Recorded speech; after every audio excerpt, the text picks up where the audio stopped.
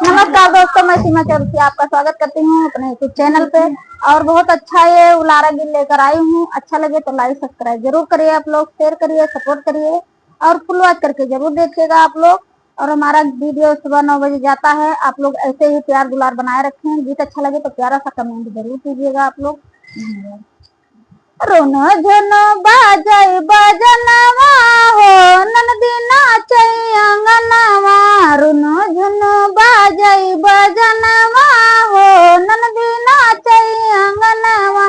का करी हौ ननदी अंगनवा में नाच के, का करी हौ ननदी अंगनवा में नाच के। नहीं घरे बाटै सजनवा हो, ननदी नाचै अंगनवा। नहीं घरे बाटै सजनवा हो, ननदी नाचै अंगनवा। रुनो झनो बाजै बजनवा हो, ननदी नाचै अंगनवा।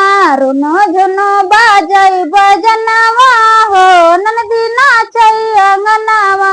मोरे पीछे वरवा लोहरवा बढ़ैया, हमारे पिछवरा लोहरवा बसत है।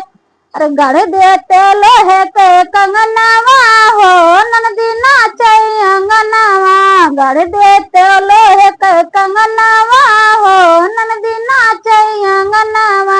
रुनो झनो बाजै बजनवा हो, ननदी नाचै अंगनवा।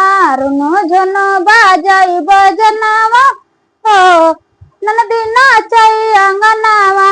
का करी हो ननदी अंगनवा में नाच के, का करी हो ननदी अंगनवा में नाच के। नहीं घर बाटे सजनवा हो, ननदी नाचै अंगनवा। नहीं घर बाटे सजनवा हो, ननदी नाचै अंगनवा।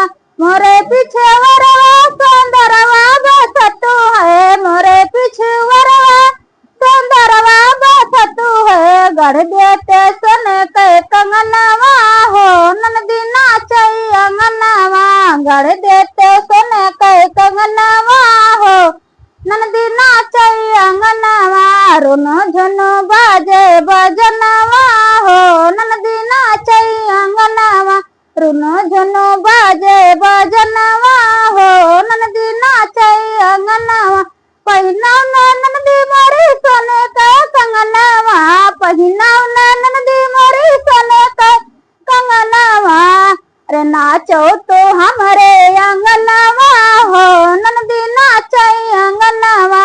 नाचो तो हमरे अंगनवा हो, ननदी नाचै अंगनवा। रुनो झनो बाजै बजनवा हो, ननदी नाचै अंगनवा। रुनो झनो बाजै बजनवा हो, ननदी नाचै अंगनवा। तो दोस्तों, हमारा गीत कैसा लगा आप लोग को? और गीत अच्छा लगे तो प्यारा सा कमेंट जरूर कीजिएगा आप लोग। धन्यवाद।